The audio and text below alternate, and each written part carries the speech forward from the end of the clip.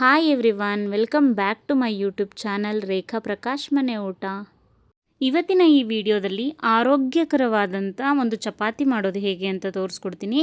ಅದೇ ಮೆಂತ್ಯ ಸೊಪ್ಪಿನ ಚಪಾತಿ. ಅಫ್ಕೋರ್ಸ್ ಕೆಲವರು ಗೊತ್ತಿರುತ್ತೆ ಅನಿಸುತ್ತೆ, ಬಟ್ ನಾನಿವತ್ತು ಯಾವ ಥರ ಮಾಡೋದು ತೋರಿಸ್ತಿದ್ದೀನಿ ಅಂದರೆ, ಯೂಶ್ವಲಿ ಮೆಂತ್ಯ ಸೊಪ್ಪು ಕಹಿ ಬರುತ್ತೆ. ಸೊ ಈ ಚಪಾತಿ ಒಂದು ಸ್ವಲ್ಪನೂ ಕಹಿ ಬರದೇ ಇರೋ ಥರ ಹೇಗೆ ಮಾಡೋದು ಮತ್ತು ತುಂಬ ಸಾಫ್ಟಾಗಿ ತುಂಬ ಟೇಸ್ಟಿಯಾಗಿ ಹೇಗೆ ಮಾಡೋದು ಅಂತ ತೋರಿಸ್ತಾ ಇದ್ದೀನಿ ಈ ವಿಡಿಯೋದಲ್ಲಿ. ಮೊದಲಿಗೆ ಒಂದು ಪ್ಲೇಟ್ ತೊಗೊಂಡಿದ್ದೀನಿ. ಅದಕ್ಕೆ ಸ್ವಲ್ಪ ನೀರು ಹಾಕ್ಬಿಟ್ಟು ಮತ್ತು ರುಚಿಗೆ ತಕ್ಕಷ್ಟು ಉಪ್ಪನ್ನು ಹಾಕ್ಬಿಟ್ಟು ನೆನೆಯೋಕೆ ಇಡ್ತೀನಿ. ನೆನೆದಾದ್ಮೇಲೆ ಅದನ್ನು ಒಂದು ಬೌಲ್ಗೆ ಎತ್ತಿಟ್ಕೊತೀನಿ. ಆಮೇಲೆ ಇದು ಮೆಂತ್ಯ ಚಪಾತಿ ಆಗಿರೋದ್ರಿಂದ ಮೆಂತ್ಯ ಸೊಪ್ಪೆ ಮೇಯ್ನ್ ಇಂಗ್ರೀಡಿಯೆಂಟು. ಆ್ಯಂಡ್ ಅದನ್ನು ನೀಟಾಗಿ ವಾಶ್ ಮಾಡಿ ಸಣ್ಣದಾಗಿ ಕಟ್ ಮಾಡಿ ಇಟ್ಕೊಂಡಿದ್ದೀನಿ. ಅದ್ರ ಜೊತೆಗೆ ಸ್ವಲ್ಪ ಅರಿಶಿನ, ಸ್ವಲ್ಪ ಉಪ್ಪು, ಸ್ವಲ್ಪ ಅಜ್ವೈನ್, ಓಂಕಾಳು ಅಂತಲೂ ಕರೀತಾರೆ ಅದನ್ನು. ಸೊ ಇವಾಗ ಮೊದಲಿಗೆ ನಾನೊಂದು ಫ್ರೈಯಿಂಗ್ ಪ್ಯಾನ್ ತೊಗೊಂಡು ಅದಕ್ಕೆ ಸ್ವಲ್ಪ ಎಣ್ಣೆ ಹಾಕ್ಕೊಂಡಿದ್ದೀನಿ. ಎಣ್ಣೆ ಬಿಸಿ ಆದ ನಂತರ ಸ್ವಲ್ಪ ಅಜ್ವೈನ್ನ ಹಾಕ್ಕೊಂಡು ಲೈಟಾಗಿ ಫ್ರೈ ಮಾಡ್ಕೊತೀನಿ. ಅದಾದಮೇಲೆ ಚಾಪ್ ಮಾಡಿರುವಂಥ ಮೆಂತ್ಯ ಸೊಪ್ಪನ್ನ ಹಾಕ್ಕೊಂಡು ನೀಟಾಗಿ ಹುರ್ಕೋತೀನಿ ಎಣ್ಣೆಯಲ್ಲಿ. ಸೊಪ್ಪನ್ನ ಫ್ರೈ ಮಾಡಬೇಕಾದ್ರೆ ಸ್ವಲ್ಪ ಅರಿಶಿನ ಮತ್ತು ಸ್ವಲ್ಪ ಉಪ್ಪನ್ನು ಹಾಕ್ಕೊಂಡು ಫ್ರೈ ಮಾಡೋದ್ರಿಂದ ಕಹಿ ಬರಲ್ಲ, ಆರಾಮಾಗಿ ಚಪಾತಿನ ತಿನ್ಬೋದು. ಇನ್ಫ್ಯಾಕ್ಟ್ ಮಕ್ಕಳು ತುಂಬ ಖುಷಿಪಟ್ಟು ತಿಂತಾರೆ, ಯಾಕಂದರೆ ಕಹಿ ಇರಲ್ವಲ್ಲ, ಅದಕ್ಕೋಸ್ಕರ. ಅದನ್ನು ನೀಟಾಗಿ ಫ್ರೈ ಮಾಡಿಕೊಂಡು ಅದು ತಣ್ಣಗಾಗೋಕ್ಕೆ ಇಟ್ಟಿದ್ದೀನಿ. ತಣ್ಣಗಾದ್ಮೇಲೆ ನಾನು ಅದೇ ಫ್ರೈಯಿಂಗ್ ಪ್ಯಾನ್ಗೆ ಅಗತ್ಯ ಇರೋಷ್ಟು ಗೋಧಿ ಹಿಟ್ಟನ್ನು ತೊಗೊಂಡು ನೀಟಾಗಿ ಈ ಥರ ಡ್ರೈ ಮಿಕ್ಸ್ ಮಾಡ್ಕೊತೀನಿ. ನೀವು ಬೇಕಾದರೆ ಅದನ್ನು ಸಪ್ರೇಟ್ ಪ್ಲೇಟ್ಗೆ ಟ್ರಾನ್ಸ್ಫರ್ ಮಾಡಿಕೊಂಡು ಮಿಕ್ಸ್ ಮಾಡ್ಕೋಬೋದು. ನಾನಲ್ಲಿ ಎಣ್ಣೆ ಎಲ್ಲ ಇರುತ್ತೆ ಅಲ್ವಾ, ಅದೆಲ್ಲ ವೇಸ್ಟ್ ಆಗಬಾರ್ದು ಅಂತ ಹೇಳ್ಬಿಟ್ಟು ಅದೇ ಫ್ರೈಯಿಂಗ್ ಪ್ಯಾನ್ಗೆ ಹಾಕ್ಕೊಂಡು ಮಿಕ್ಸ್ ಮಾಡ್ತಾಯಿದ್ದೀನಿ. ಅದಾದಮೇಲೆ ಆಲ್ರೆಡಿ ನಾನು ಸಾಲ್ಟ್ ನೀರೇನು ನೆನೆಸಿಟ್ಟಿದ್ನಲ್ಲ, ಅದನ್ನು ಸ್ವಲ್ಪನೇ ಹಾಕ್ಕೊಂಡು ಈ ಥರ ಒಂದು ಚಪಾತಿ ಡೋನ ರೆಡಿ ಮಾಡ್ಕೋಬೇಕಾಗತ್ತೆ.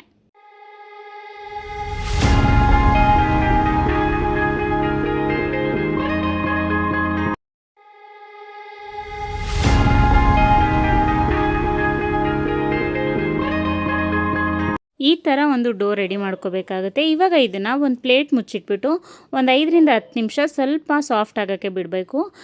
10 ಮಿನಿಟ್ಸ್ ಆದಮೇಲೆ ನಾನು ಅದೇ ಡೋನ ತೋರಿಸ್ತಾ ಇದ್ದೀನಿ ನೋಡಿ, ತುಂಬ ಸಾಫ್ಟಾಗಿ ಆಗಿರುತ್ತೆ. ಇನ್ಫ್ಯಾಕ್ಟ್ ನಮ್ಗೆ ಚಪಾತಿ ಒತ್ತಕ್ಕೆ ಹೇಗೆ ಬೇಕೋ ಹಾಗಾಗಿರುತ್ತೆ. ಸೊ ಇವಾಗ ನಾವು ಅದಕ್ಕೆ ಮತ್ತೆ ಇನ್ನೊಂದು ಸಲ ಈ ಥರ ನಾದ್ಕೊಬಿಟ್ಟು ಉಂಡೆಗಳಾಗಿ ಮಾಡ್ಕೋತಾ ಇದ್ದೀನಿ ನಾನಿಲ್ಲಿ. ಸ್ವಲ್ಪ ದಪ್ಪ ಉಂಡೆಗಳನ್ನೇ ತೊಗೊಳ್ಳಿ ಮೇಥಿ ಚಪಾತಿಗೆ. ಯಾಕೆ ಅಂತ ಅಂದರೆ ಸ್ವಲ್ಪ ಚೆನ್ನಾಗಿ ತಿಕ್ನೆಸ್ ಬಂದರೆ ಲೇಯರ್ಸ್ ಎಲ್ಲ ಸಕ್ಕದಾಗಿ ಬರುತ್ತೆ. ಸೊ ಇಲ್ಲಿ ನಾನು ಹೇಗೆ ನೀಟಾಗಿ ಉಂಡೆಗಳನ್ನ ಮಾಡಿಟ್ಕೋತಾ ಇದ್ದೀನೋ ಹಾಗೆ ನೀವು ಮಾಡಿಟ್ಕೊಳ್ಳಿ. ಇವಾಗ ಚಪಾತಿನ ಲಟ್ಟಿಸ್ಕೊಳ್ಳೋಣ. ಚಪಾತಿ ಲಟ್ಟಿಸ್ಕೊಳ್ಳೋದು ಆಲ್ಮೋಸ್ಟ್ ಎಲ್ರಿಗೂ ಗೊತ್ತಿರುತ್ತೆ, ಅದಕ್ಕೆ ನಾನು ಇಲ್ಲಿ ಸ್ವಲ್ಪ ಫಾಸ್ಟ್ ಫಾರ್ವರ್ಡಲ್ಲಿ ತೋರಿಸಿದ್ದೀನಿ. ನೀಟಾಗಿ ಚಪಾತಿನ ಒತ್ಕೊಂಡ್ಬಿಟ್ಟು ಅಷ್ಟರಲ್ಲಿ ತವಾನ ಕಾಯಕ್ಕೆ ಇಟ್ಕೊಂಡಿರಬೇಕಾಗತ್ತೆ. ಚಪಾತಿ ಒತ್ತಿದ ತಕ್ಷಣ ತವಾ ಮೇಲೆ ನೀವು ಫ್ಲಿಪ್ ಮಾಡ್ಕೋಬೋದು. ಯಾವಾಗಲೂ ನಾರ್ಮಲ್ ಚಪಾತಿನೇ ಮಾಡೋ ಬದಲು ಒಂದು ಸಲ ಈ ಥರ ಹೆಲ್ದಿ ಚಪಾತಿಗಳನ್ನೂ ಮಾಡ್ಕೊತೀನಿ. ನಿಜವಾಗ್ಲೂ ಆರೋಗ್ಯಕ್ಕೂ ಒಳ್ಳೆಯದು, ಟೇಸ್ಟಿಯಾಗೂ ಇರುತ್ತೆ.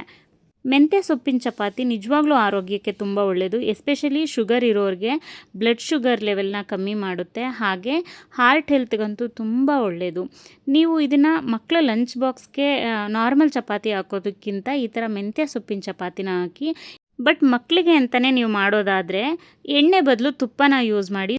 ಸೊ ಮಕ್ಳಿಗೆ ಇನ್ನೂ ಹೆಲ್ದಿ ಆಗುತ್ತೆ. ಇವಾಗ ನಾನಿಲ್ಲಿ ಎರಡೂ ಸೈಡು ಎಣ್ಣೆ ಹಾಕ್ಬಿಟ್ಟು ನೀಟಾಗಿ ಬೇಯಿಸ್ಕೊಂಡೆ. ಮೀಡಿಯಮ್ ಫ್ಲೇಮಲ್ಲಿ ಇಟ್ಬಿಟ್ಟು ಚೆನ್ನಾಗಿ ಬೇಯಿಸ್ಕೋಬೇಕಾಗತ್ತೆ ಈ ಚಪಾತಿನ. ಎಸ್ಪೆಷಲಿ ನಾವು ಈ ಚಪಾತಿಯಲ್ಲಿ ಅಜ್ವೈನ್ನ ಯೂಸ್ ಮಾಡೋದ್ರಿಂದ ಡೈಜೆಷನ್ ಚೆನ್ನಾಗಾಗುತ್ತೆ. ಸೊ ಏನೂ ಪ್ರಾಬ್ಲಮ್ ಆಗೋಲ್ಲ, ಮಕ್ಳಿಗೂ ಆರಾಮಾಗಿ ಕೊಡ್ಬೋದು, ನಾನು ಆಲ್ರೆಡಿ ಮೆನ್ಷನ್ ಮಾಡಿರೋ ಥರ. ಸೊ ಇಲ್ಲಿ ನೋಡಿದ್ರಿ ಅಲ್ವಾ ಎಷ್ಟು ಬೇಗ ಎಷ್ಟು ಹೆಲ್ದಿಯಾಗಿ ಮೆಂತ್ಯ ಸೊಪ್ಪಿನ ಚಪಾತಿ ರೆಡಿ ಆಯಿತು ಅಂತ. ನೀವು ಯಾವ ಕರೀಸ್ ಜೊತೆ ಬೇಕಾದರೂ ತಿನ್ಬೋದು. ಇನ್ಫ್ಯಾಕ್ಟ್ ನೀವು ಹಾಗೆ ಸಹ ತಿನ್ಬೋದು ಗೊತ್ತಾ, ಅಷ್ಟು ಟೇಸ್ಟಿಯಾಗಿರುತ್ತೆ ಆ್ಯಂಡ್ ತುಂಬ ಹೆಲ್ದಿ. ಸೊ ನೋಡಿದ್ರಿ ಅಲ್ವಾ, ಆರೋಗ್ಯಕರವಾದಂಥ ಮೆಂತ್ಯ ಚಪಾತಿನ ಇನ್ನೂ ಆರೋಗ್ಯಕರವಾಗಿ ಹೇಗೆ ಮಾಡ್ಕೋಬೋದು ನಾವು ಆರಾಮಾಗಿ ಮನೆಯಲ್ಲೇ ಅಂತ. ಸೊ ಇದಾಗಿತ್ತು ಇವತ್ತಿನ ಸ್ಪೆಷಲ್ ರೆಸಿಪಿ. ಯಾರೆಲ್ಲ ನನ್ನ ಚಾನಲ್ನ ಇನ್ನೂ ಸಬ್ಸ್ಕ್ರೈಬ್ ಮಾಡ್ಕೊಳ್ದಲ್ಲೇ ನೋಡ್ತಾ ಇದ್ದೀರಾ, ಪ್ಲೀಸ್ ಒಂದು ಸಬ್ಸ್ಕ್ರೈಬ್ ಮಾಡ್ಕೊಂಡು ನೋಡಿ. ಹಾಗೆ ಈ ವಿಡಿಯೋ ನಿಮ್ಗೆ ಇಷ್ಟ ಆಗಿದರೆ ದಯವಿಟ್ಟು ಲೈಕ್ ಮಾಡಿ, ಶೇರ್ ಮಾಡಿ, ಹಾಗೆ ಕಾಮೆಂಟ್ ಮಾಡಿ. ರೆಸಿಪಿನ ನೀವು ಒಂದು ಸಲ ಟ್ರೈ ಮಾಡಿ, ಖಂಡಿತ ನಿಮಗೂ ಇಷ್ಟ ಆಗುತ್ತೆ. Thank you so much.